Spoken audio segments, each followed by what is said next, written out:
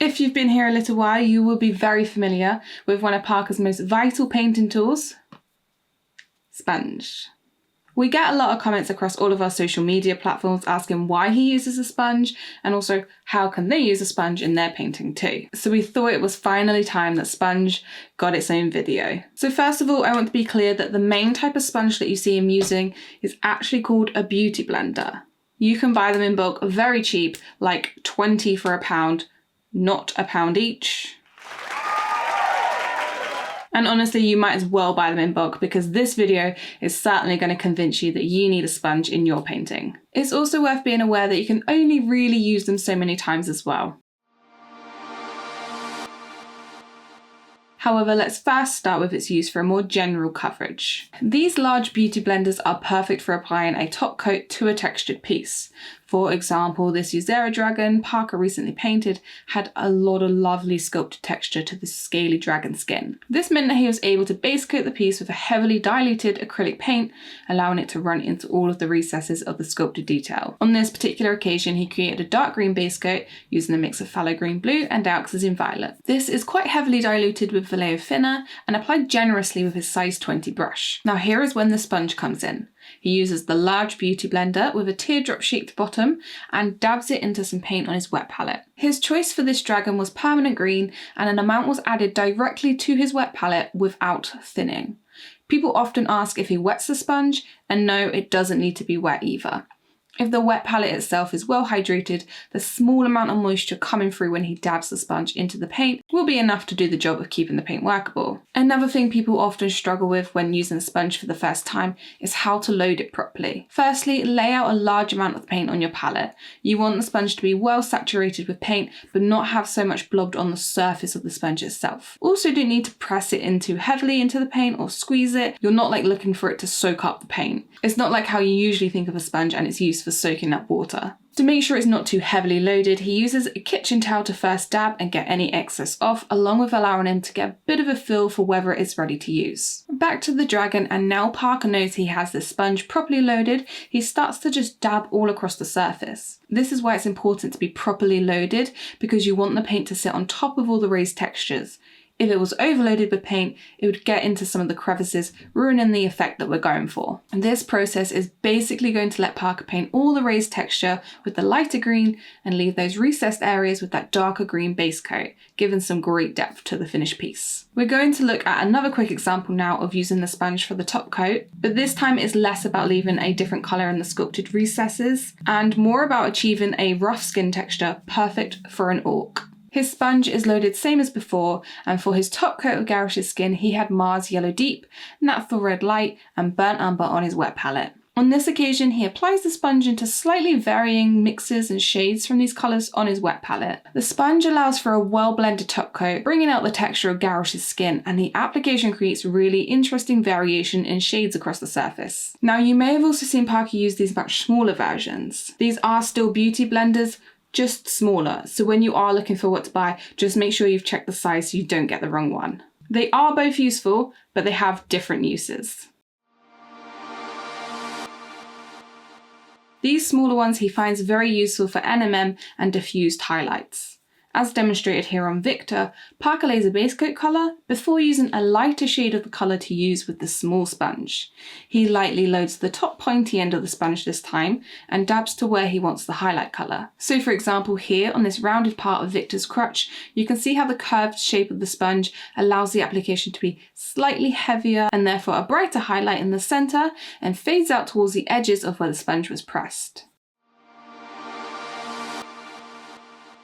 Next up, we're going to look at these wedge sponges that Parker will often rip for a rough texture. Now this technique goes all the way back to his mini painting days. I remember him using these rough sponges for a weathering effect a very long time ago, so this is probably where his love of sponge really all began. For this A2 model, Parker needed to get some dirt and grime all over her, so the sponge was perfect. He ripped it in two, giving this uneven texture, which allows for a more random application of the dirt and grime. In this particular example with A2, he uses burnt sienna extra dark pan pastel from Golden and loads the sponge with the pastel before gently dabbing onto the surface of the model. The rough texture of the sponge allows for this uneven application of the pastel to form, given a more realistic dirt look. He also uses his ripped sponge in some other ways to apply dirt and grime.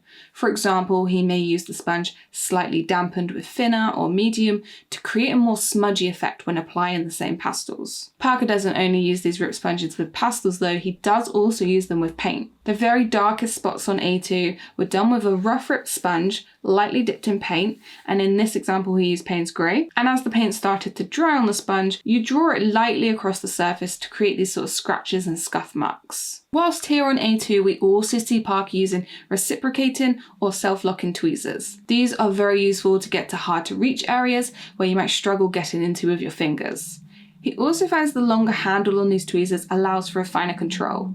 So in this situation on A2, Parker is able to touch very gently to the surface to get this more subtle effect. Also, there may be times where you want a more consistent pattern, so the locking part of the tool maintains the same grip and therefore distortion of the sponge, allowing you to apply roughly the same pattern over and over. Another example of him using the rough ripped texture with paint is when he painted these rough tiles on the Ezio base. Here he has ripped the tip off of the end of this small beauty blender and dips the now textured side into the paint on his wet palette. Same as when using the big sponge, he dabs onto a kitchen towel to get rid of any excess, and when ready he dabs onto the base coated roof tiles. When doing this weathering technique, Parker will often use both sides of the ripped sponge to give additional variation. Sometimes he'll even rip up a second sponge so that he now has 4 unique rough surfaces to use. Sponges are also very useful for when dealing with raised textures. Needing to paint precise details can be very daunting, but if sculpted in the correct way, you don't have to do it all by brush painting. One example we came across that was perfect for this technique was this Lune from Expedition 33. A lot of the E33 models have these very detailed gold designs, and thankfully a lot of the sculptors made the details either raised or sunken into the model. However, if the details are sculpted too shallow, this technique might be difficult. Luckily, this one had the gold lines recessed, so Parker painted all over with the gold paint, allowing it to seep into the crevices of the model. Now these were the parts that needed to stay gold, but all of the area around now needs to be black to match the rest of the outfit. This is where the sponge comes into play. He loads the sponge with black paint from his wet palette and began to gently press the raised areas. This time he used the flat side of a beauty blender and he had it fairly well loaded with paint, but the press was quite gentle. He repeated this process until coverage was as desired, and this leaves the raised section painted black with the gold recesses untouched, creating a lovely neat look to all of this detailing. Depending on how it's sculpted and how well practiced you are at the technique, you may find yourself needing to do some touch-ups. But even then, you have saved yourself a lot of time and I'm sure a headache from having to brush paint all of that detail. A similar application of this technique is when Parker is painting fishnets. Perhaps surprisingly, we haven't had too many examples of fishnets, but we did have these white ones on this Harley Wise model. He first used the top coat colour of the skin, then moved on to an oil wash to stain the recessed skin areas. The sponge comes into play for the raised fishnet texture. Rather than carefully brush painting each line, he uses a small beauty blender to gently press all over the raised lines, and this leaves the recessed skin a different colour to the raised fishnet tights.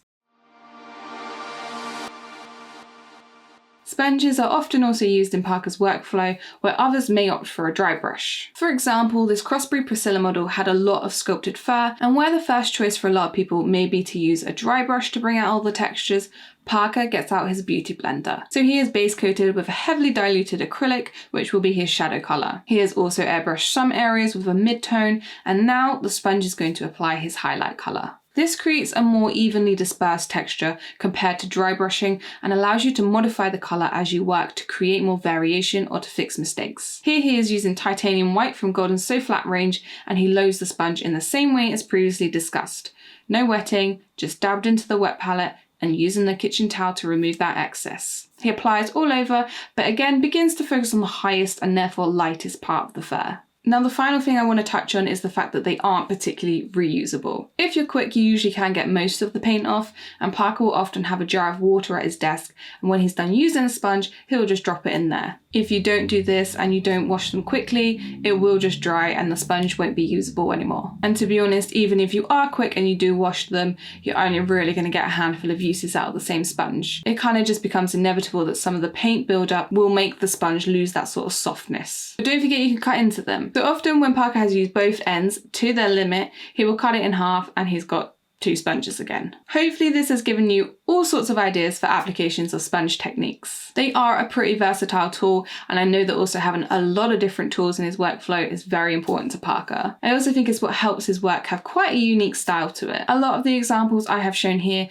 do actually have full tutorials on YouTube and some on our Patreon as well. So I will link them down in the description below in case you want to have a bit of a longer look. If you have felt inspired to grab yourself some sponges, or maybe even try something new with the ones you already have, then drop a comment below because we would love to hear it. Do also come join us in Discord because we love to see all of your work, especially if you're using sponge. Thank you all for watching, and as always, a big thank you to all of our patrons on screen. We can't believe we're just a few weeks away from our first year completed on Patreon, and we are just really blown away by how successful it's been. We really can't say thank you enough. We will catch you all in the next one.